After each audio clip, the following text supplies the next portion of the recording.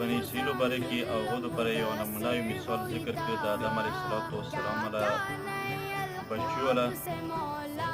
چې یو لګیا شو او بلې سړي د قتل که او د قتل کول نه پس دې ته د خرڅېدو طریقه نه وه زده نو هغه ورته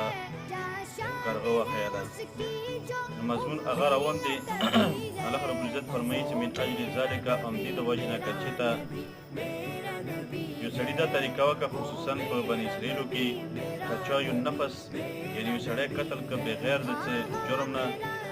یا دې دپاره څه فساد جوړ کړي په ځمکې کې نو فکأنما قتل الناس جمیعا ګویا کې دې ټول خلک چې کو قتل کو دې ځمکې کې.